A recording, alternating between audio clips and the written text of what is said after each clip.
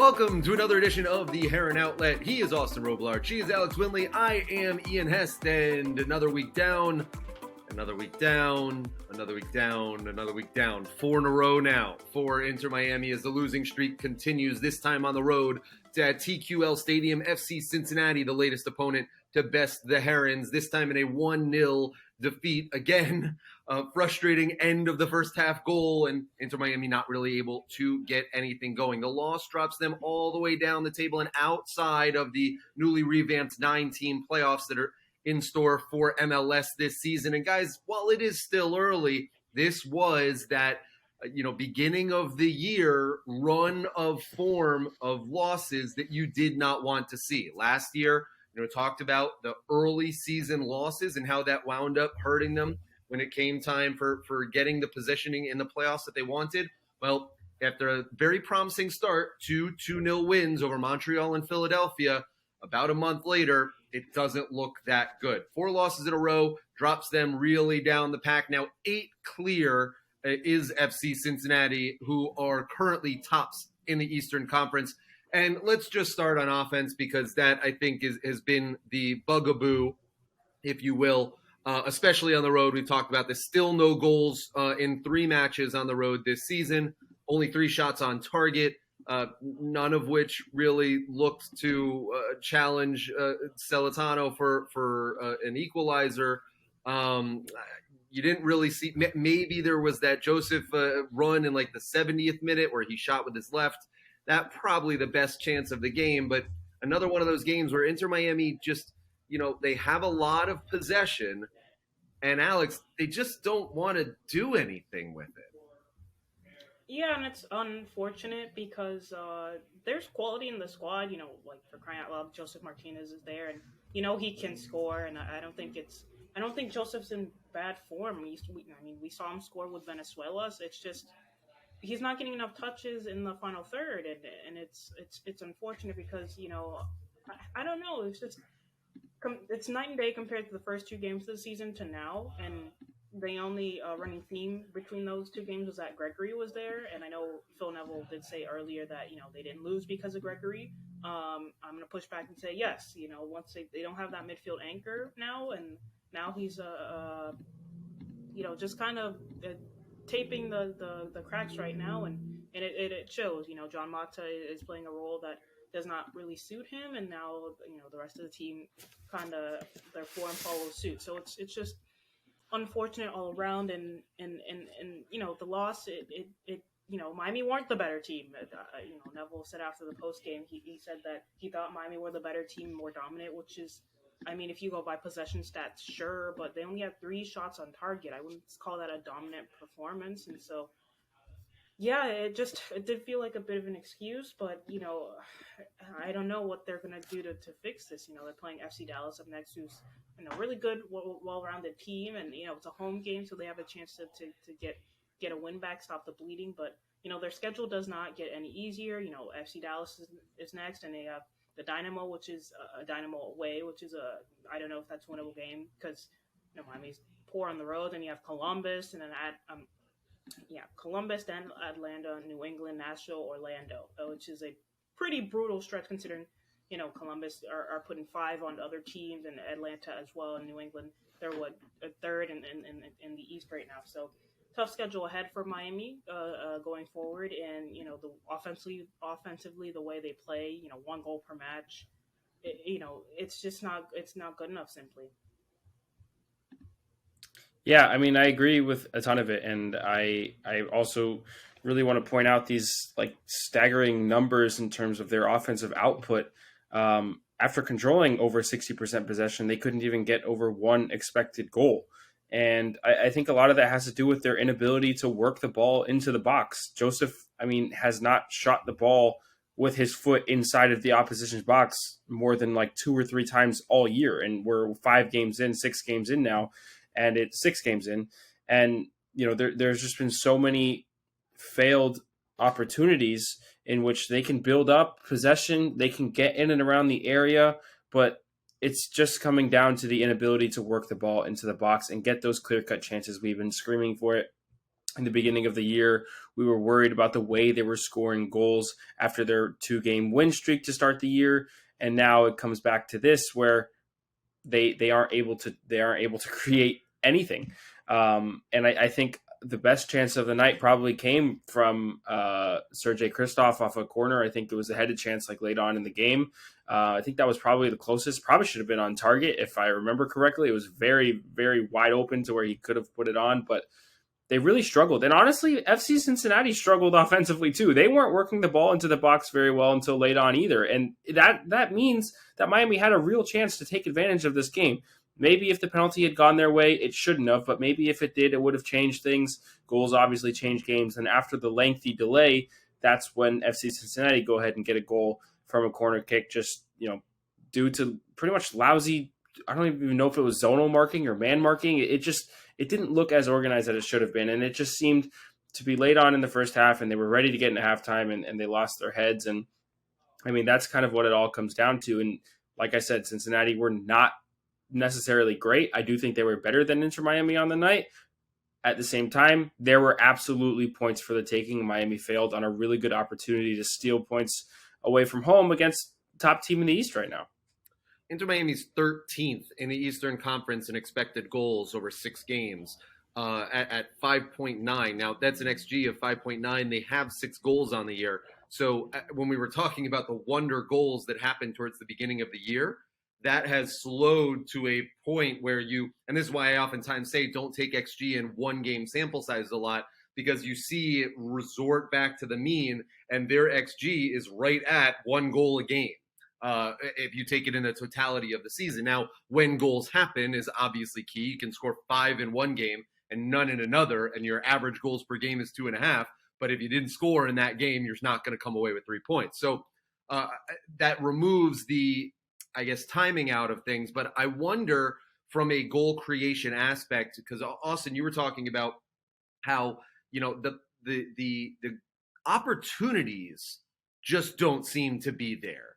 The passing, the possession is fine. And Alex, I loved your analysis there of that final third pass is getting through.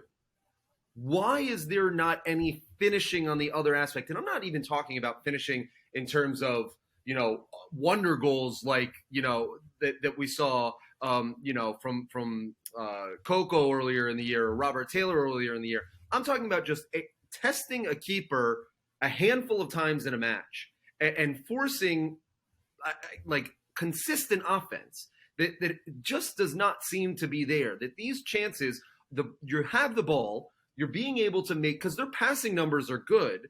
Their progressive passing numbers are in the top 10 in MLS. Their goal creating action, they're right around middle of the pack. So they're creating these, and yet it's not developing or manifesting itself into chances or opportunities. It's really bizarre, because on paper you'd say, what's missing in that last touch, Alex? Yeah, and I think people are so quick to blame, just the center forward for maybe not scoring or maybe not getting, finishing their chances when they get one. But, in a regular system or a good system, most center forwards have 3 or 4 chances, maybe even more, to get one on target. But Joseph, I'm looking at the stats here, I have to rub my eyes a little. I think he's only had 3 shots on goal for the entire season. And I think those 3 probably came within these past couple of games with NYCFC and Cincinnati. So it's just not good enough. And I don't know, maybe a number 10 can help solve it, but still, I think Neville's coming from like the school of old school coaching in the 90s, where he wants his players to have kind of creative freedom in the final third. But I don't think that works out with a team like Miami, where they have new attackers like Joseph, Stefanelli, Pizarro back from loan. I think, the freedom doesn't work when these players just don't know each other quite yet. And I think he needs to start coaching some, positional play and try to get them to build up their passing patterns in the final third, not so much the middle third of the field, build up those passing patterns so they can get, just kind of drill it into them so they know, the fullback, let's say the fullback overlaps, the typical triangulation of passing. I don't think Miami does that very well in the final third.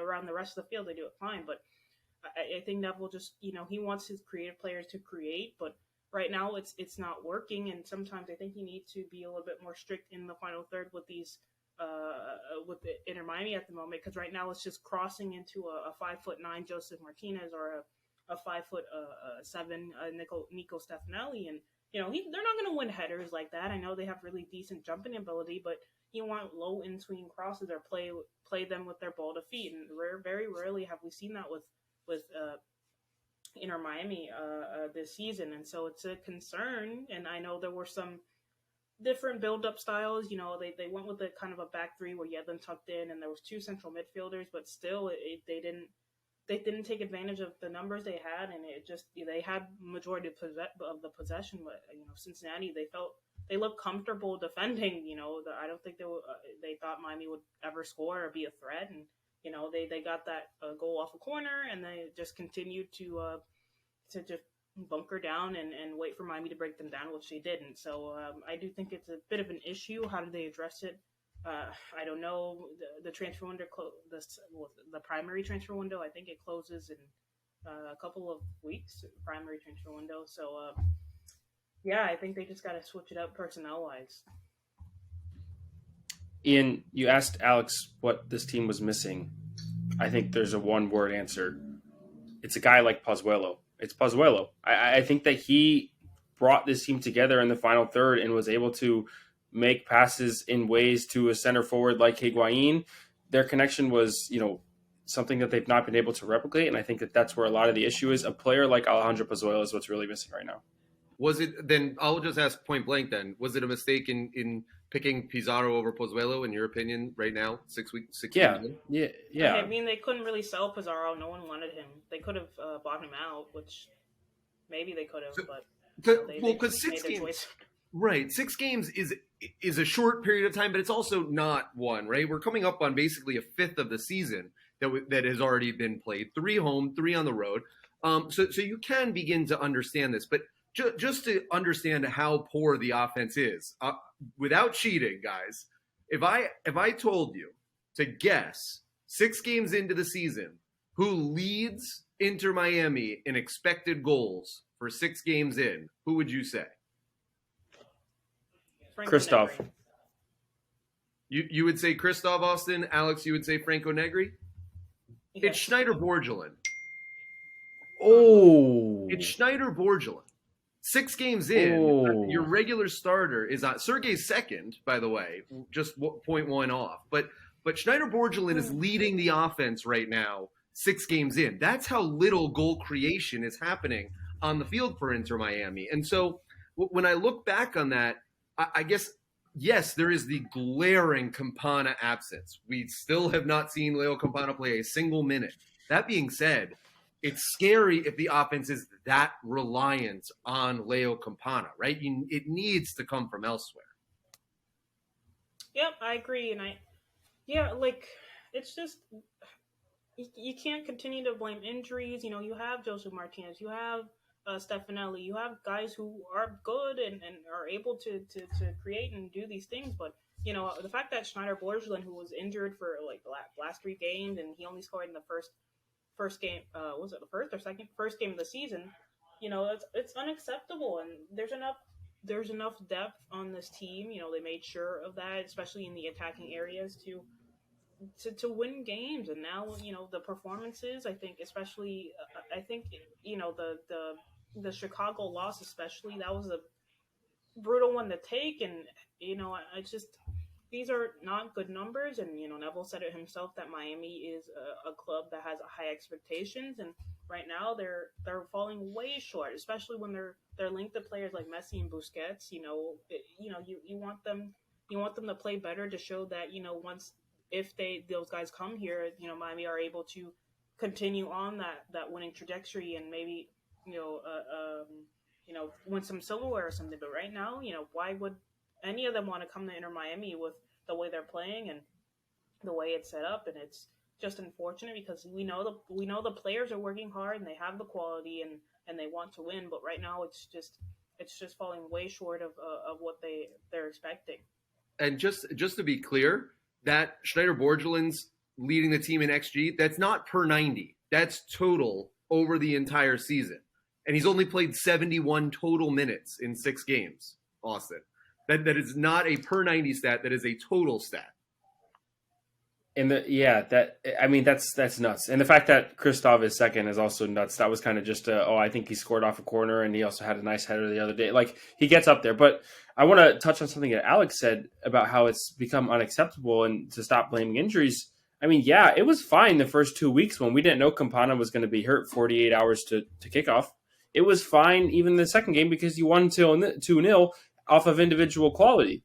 And then you go on the road and you don't score goals. Then you come back home and you give up 3 to Chicago, a wooden spoon candidate. And then you get shut out by FC Cincinnati, barely having 3 shots in the box. Well, 60% possession. That's the crazy part. And that's exactly. I think that those excuses are done. They're tired. And I don't believe any fan or anybody watching this team is making those excuses anymore. Will Leonardo Campana's impact, be felt? Absolutely. When he comes back onto the pitch, things have a high potential of changing. But that doesn't give any excuse for the last 4 weeks. That doesn't give any. You knew that he was not going to play. You game planned without him for 4 weeks straight. You had 1 game at home. You had 3 on the road. And you even had the one back at home against Montreal, which you scored 2, again, individually brilliant goals, but again, weren't creating those clear-cut chances. Those excuses have to go. This team has to be better, and they cannot just rely on the comeback of their DP striker. You have Joseph Martinez right there. You invested a lot of money in a guy like Stefanelli. You're putting your trust back in Rodolfo Pizarro. Coco Jean is a high salary maker right now as well. You invested a lot of money into him too. The pieces have to come together. At some point they do, whether it's with Leo or with not, and it just has to be better. And we will say Coco was not available against Cincinnati. He was out with an injury as well. But as we look at, I guess, opportunities in this game, it really is unlucky that the penalty that was not actually wound up helping Cincinnati more than it helped Inter Miami. That penalty happened, I believe, in the mid-30th minute, 35th minute around, and it took so long to get it going that actually Cincinnati did not score until the 10th minute of stoppage time as they were going and extending that first half.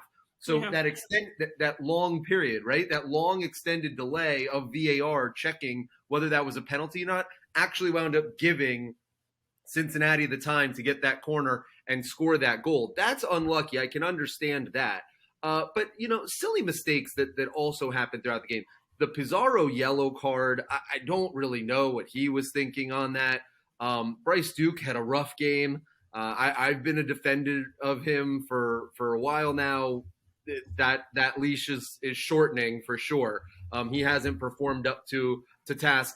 But really, unfortunately, for the second game in a row, the winner has been scored against DeAndre Yedlin, one-on-one, or not getting back, or not being able to mark a man, and beating Drake Callender near post. That was the winner against Chicago. That was the winner against Cincinnati. Both times, DeAndre Yedlin's man got free. Both times, beat Drake Callender near post. Is there any cause for concern there? Because that worries me a little when those two guys are the ones that are allowing 2 losses in a row.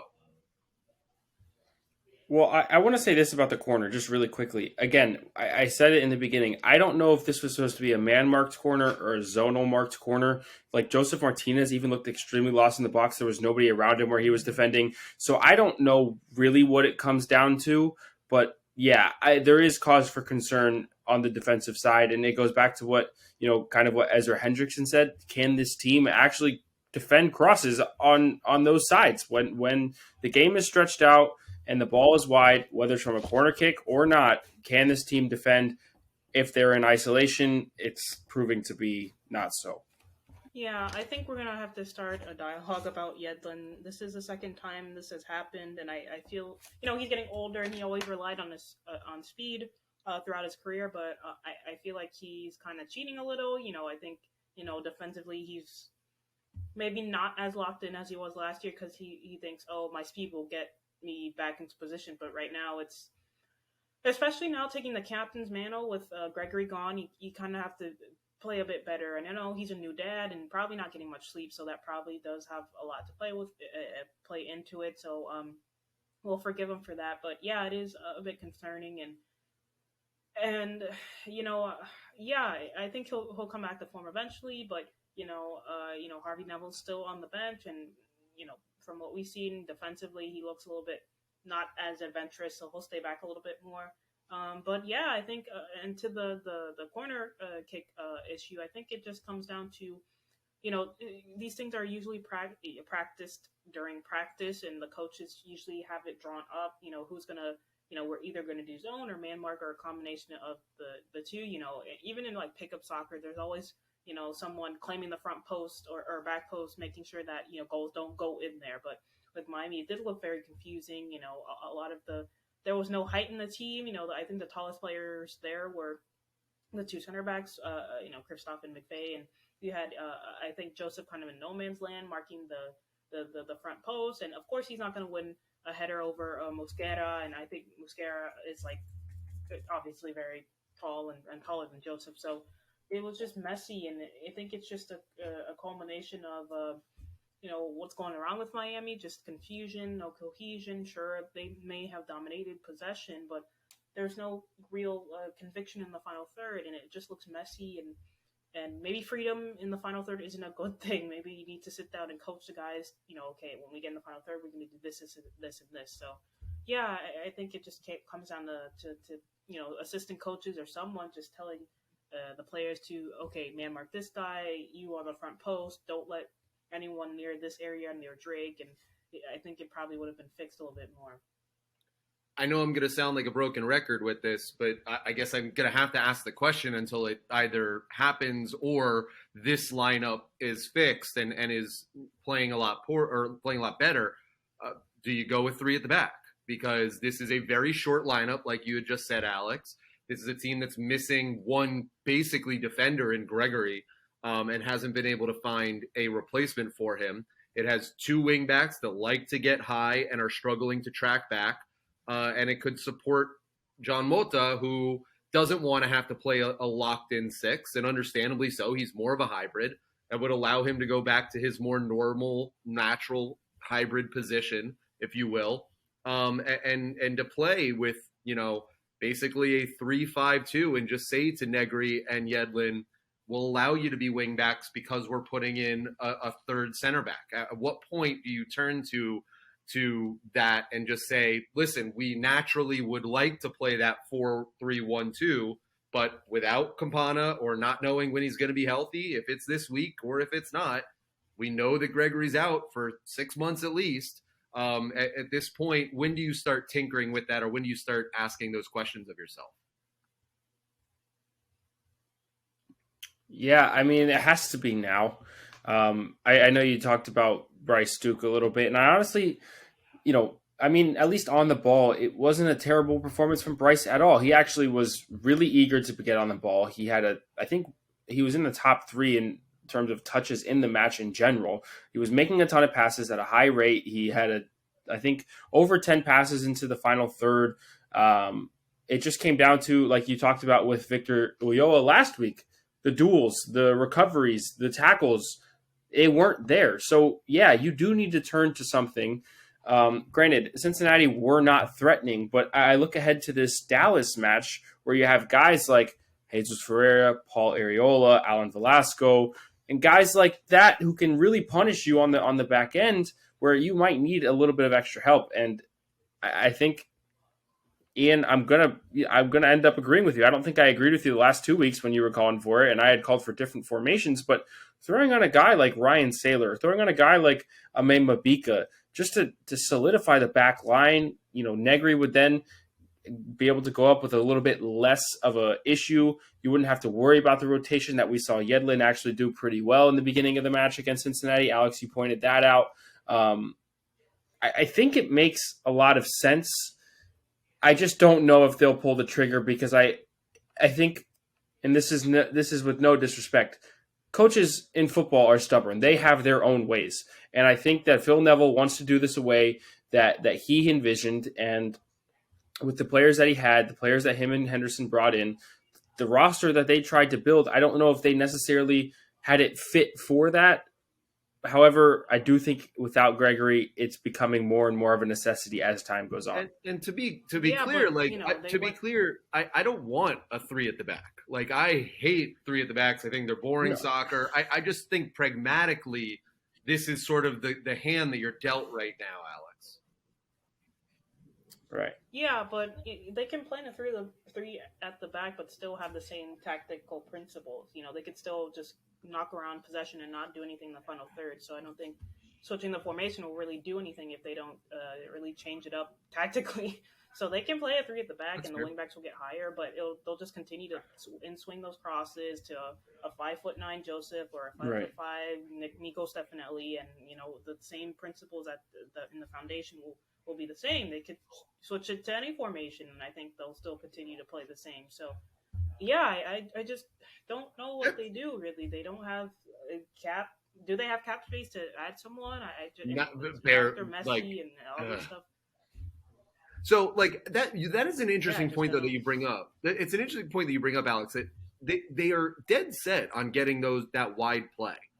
And I know that it's a broken record also of a conversation that we were having last week on why they are so, I guess, not willing to play through the middle. I mean, I thought that the two best link-up plays, one was kind of on the side, but it was when Pizarro knocked it down to Stefanelli. Stefanelli got a bit of a scuff shot off. And then later in the game with Joseph, who, Bryce Duke had it over the top. I think Stefanelli gave it to Joseph, who, didn't have the strongest left foot on it. But that style of play seems a little more natural to me. It seemed to be working a little bit better than these wide plays, low possession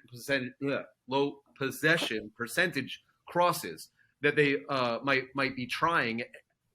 At what point, tactically, do you look at it and say, okay, how do I fit my tactics to my personnel, or do I fit my personnel to my tactics? Because I feel like they're kind of compromising with both right now, and so they're having neither. Does that make sense? Oh, yeah, like that one point where Bryce Duke was in the middle of the pitch, and he just knocked the ball back to Calendar for no inexplicable reason.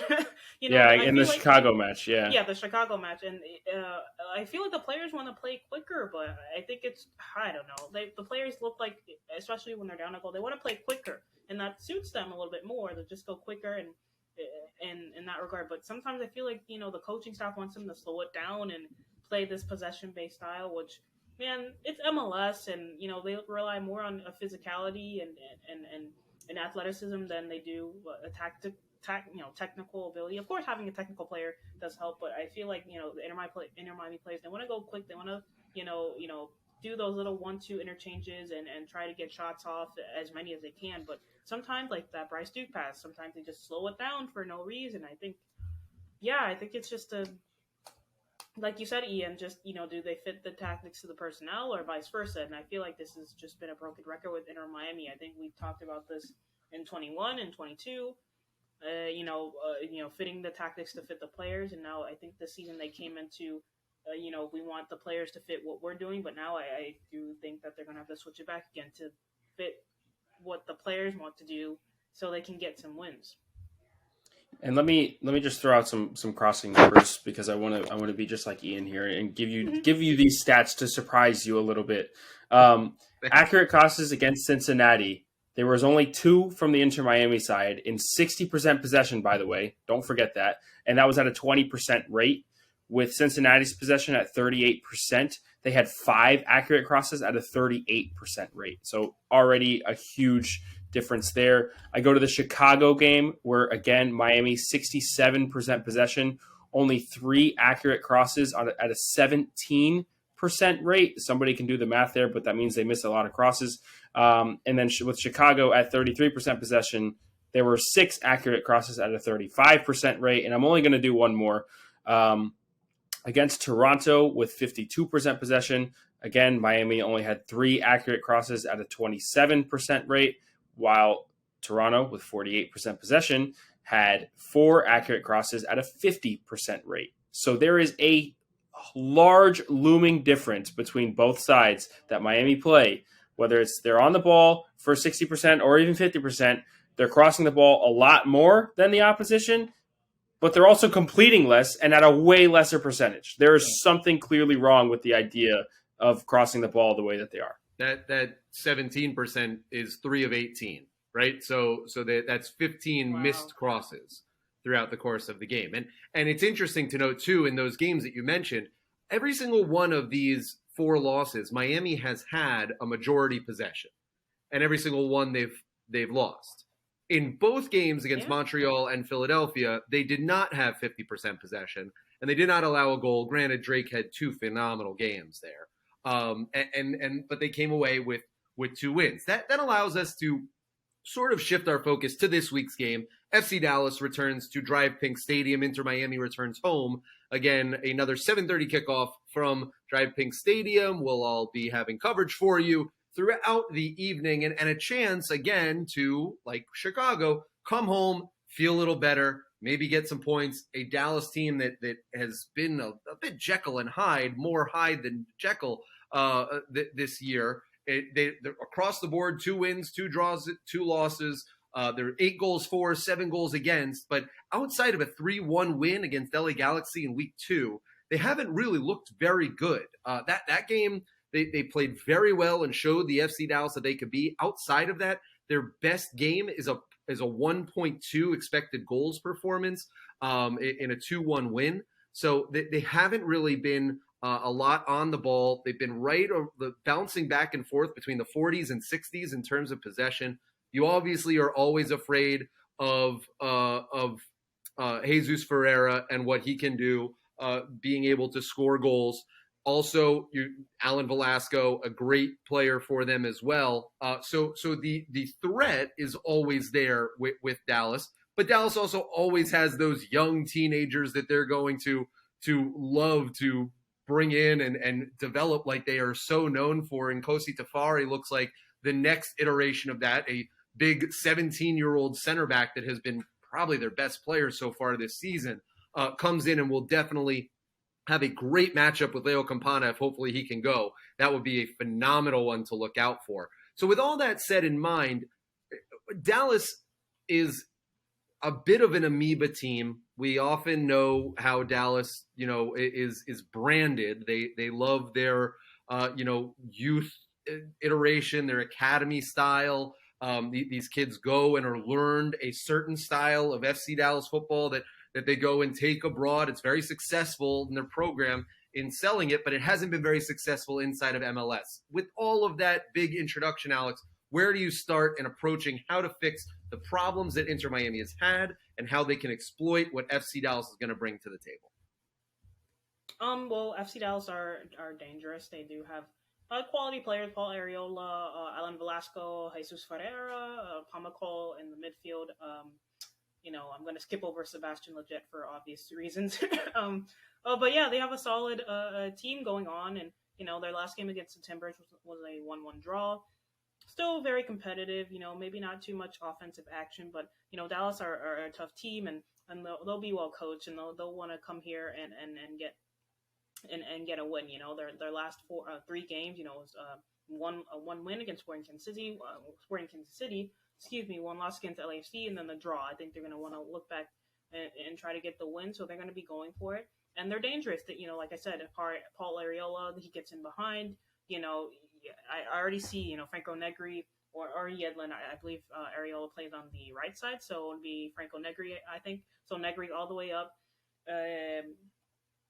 All the way up on trying to overlap, and then Arriola, one long ball in from Pamacol or one of the center backs, and then Ariola's in behind, and Franco Negri's in the middle of the field, leaving that giant space in behind, and then you have McVay on an island, and that's how I just see that how one of the weaknesses that they could exploit for Miami. So it'll be a difficult game, but competitive. Lots of good talent with FC Dallas. and I'm intrigued to see them, especially Sebastian Abiaga, which they recently acquired from, I believe, LAFC over the offseason. And, he's a, great defender. So I think they'll play very well, but I think Miami will struggle again because, I think the physicality in the midfield is missing from Miami, and, FC Dallas, they have some talent there. So let's see how that goes. Yeah, I think another important note, we've been talking so much about how Miami have been controlling possession, whether at home or away from home. Inter Miami are 5th in terms of possession retained in MLS, and FC Dallas are 6th, only about 2 percentage points away. So I think FC Dallas are, they're going to come in here, and whether they're pragmatic or not, I think it's going to just be in their nature to stay on the ball. It'll be interesting to see the presses deployed from Phil Neville if Dallas is able to control some possession in the middle third. And with that said, with a little bit less possession, they've done a little bit more with it. They've scored 8 goals on the year to Miami's 6. So they've been a little bit more efficient, although a middle of the pack team in terms of chances created and converted. So there's a lot of interesting notes there. I think the midfield one is going to be important, but it all, in my opinion, it all comes down to, will Miami convert a chance in the final third? That's really what it is. And FC Dallas does love that 4-3-3 that they'll always institute with the 3 up high. You mentioned Areola, Velasquez, and Ferreira. I'm going to sound again like to me that would negate itself if you go with 3 at the back. But you have an issue there in terms of 3 quality strikers that all could drop below and create sort of a triangle at any moment that will be smothering throughout the center of the pitch and attack. Do you have to maybe go back to a Uoa or find a way to increase that middle of the park that is going to be so crucial? If Miami wins those 50-50 balls in the middle third, that goes a long way against a team like FC Dallas, simply because this is the type of game that Gregory would be fantastic for, because you want to stop them in a high line, not let them get through to your back line. If you can stop that in that middle third and not be defending into the final third, that allows you just a continual motivation of continually pressing and continually keeping that high line that could go very effective against a team like Dallas, Alex. Again, another one of these teams that finished top 3 in the West last year. Miami already playing top 3 in the East from 2022. They'll play all 3 teams that finished top 3 in the West in 2022 as well, this being the first Western Conference test that they'll face this season. Yeah, and I think the high line against Areola, who's super quick, and Velasco, who will tuck in, and Ferrer, he's almost like a number 10 almost. I don't think that'll work out too well, especially with Neville's insistence of playing 2 overlapping fullbacks instead of just having, like against Cincinnati, just having one tuck in and making a back 3 of sorts. So, yeah, I think, like Austin said, it's going to be, Miami having trouble scoring more so than anything. I think defensively, Kristoff and McVay, they've been a great center back pairing, which has been overlooked, but, Miami can't score, so they haven't been able to have as much as an impact as you would like defenders to have, because Miami isn't scoring and therefore they're losing games. So let's see how that goes. And I think the high line probably isn't the way to go. Maybe a mid block and just try to cut those passing lanes off more so than anything, and then high press.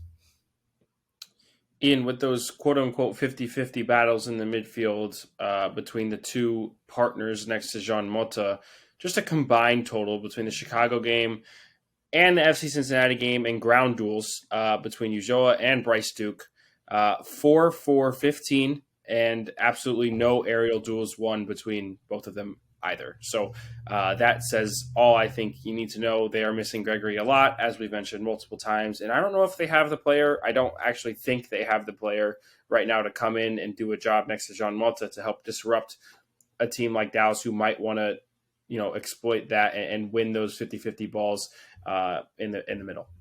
Guys, let's talk Inter Miami 2 and the Academy a little before we head out on this week's episode.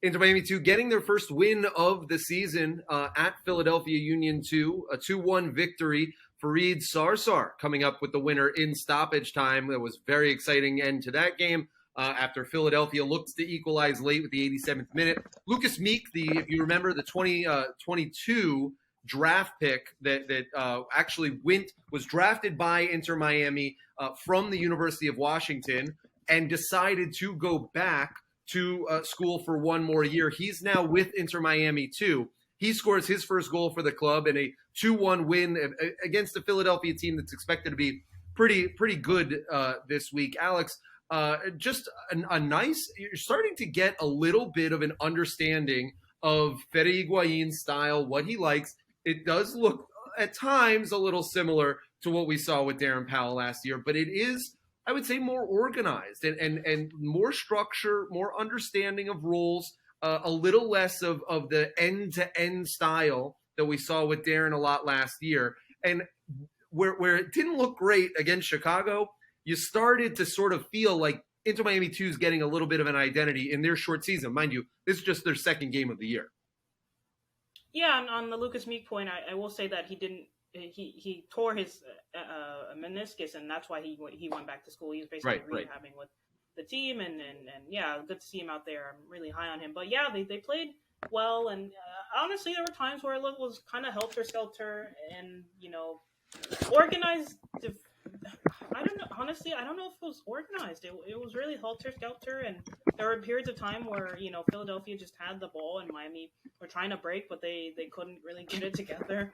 They were trying to lump it up to the center forward there, but they're still 18, 19, and they're still growing, so they're maybe not the tallest, but I do think it was kind of helter skelter at times, but there are some good moments. Like I posted that one clip on Lucas Meek, and he had a really good shot inside the box that the Union keeper saved, and Lawson Sunderland did a really good job to get into that penalty area and lay it off. But other than that, it was just a kind of a grinded out kind of win. Farid Sarsar getting the winner at the end, but yeah, it was helter skelter. But it's Federico's second game as coach, and obviously that those kinks are going to be ironed off eventually, so I'm not too worried. But yeah, you see the principles there. I don't think the wingers stayed high and then cut in a lot. Ascona was playing and he looked really good. I have half a mind that Miami should play him with he should get not called up. He should get minutes with the first team, because if they need that creative outlet and that pure number 10, have Ascona play it. He's good, and he just needs that chance, and I'm not, I wish he get more minutes with the first team, but and then the Tyler Hall looked great, and Israel Boatwright, they all look good, and we talked about Yedlin earlier. If unfortunately, if Yedlin's form continues to decline, why not call up Israel Boatwright? He looks good, decent, and he's physical for his age as well, and might as well give a youth player a shot. So. Going on Inter Miami CF2, he got their first win of the season, and they looked a lot more cohesive than they did during the first game, I will say.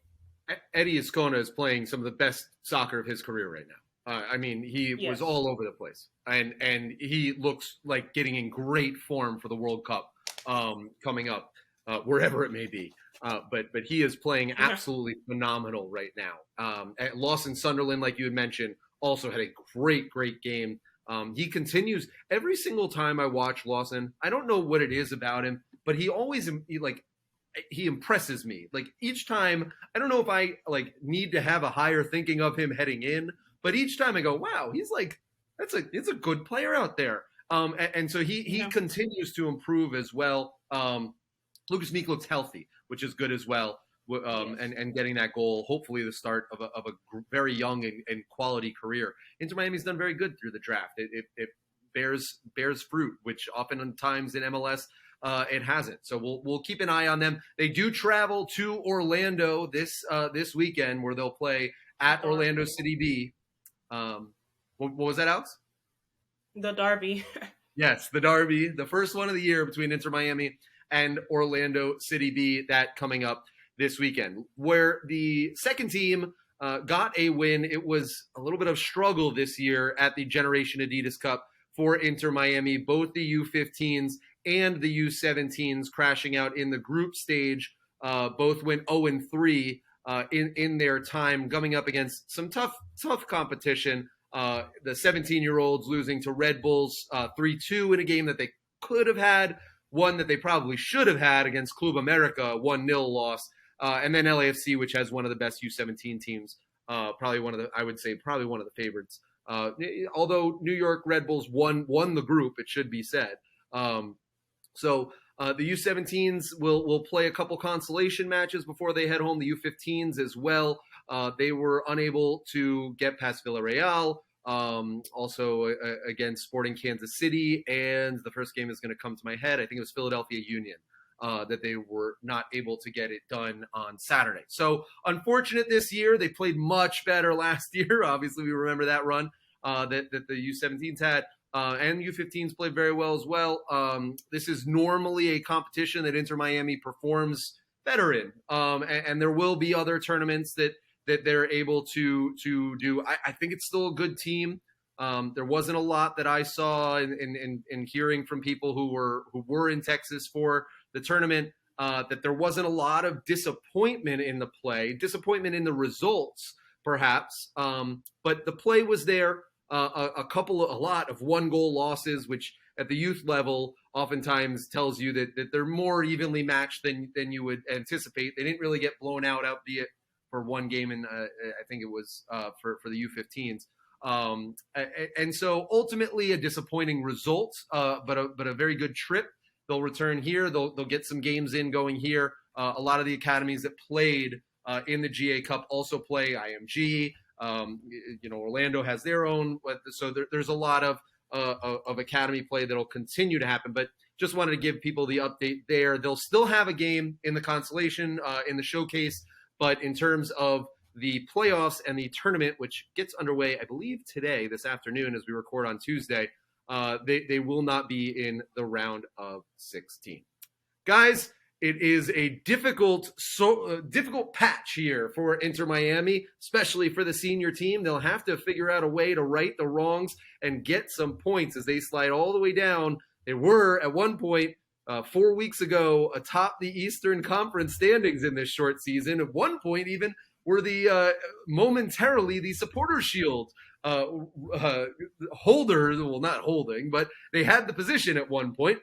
Now they find themselves in 10th outside of the Eastern Conference playoffs with still a long season to go. It'll be 7:30 kickoff from Drive Pink Stadium against FC Dallas, FC Cincinnati last week. FC Dallas this week, as Inter Miami will look to get another win. Make sure you follow us on Twitter, on Instagram, on TikTok, subscribe on YouTube, and our Substack, the Heron Outlet.substack.com. You can find us on Twitch. Austin doing a great job with Andres on our Twitch stream. I believe I got everything, right? Austin, am I missing anything? What am I missing? Uh-oh. What did I miss? Where can they listen to the podcast? Ian? You can catch us, as always, if you're not watching on YouTube. If you want to listen, you can get it on Spotify, Apple Podcasts, Google Play, wherever you get your podcasts. And subscribe there. Leave a rate, review, 5 stars. Yeah, let's try it. All right, guys. For Alex Winley, for Austin Robillard, and for our producer, Andres, I am Ian Hess. This is the Heron Outlet. See you back here this time next week.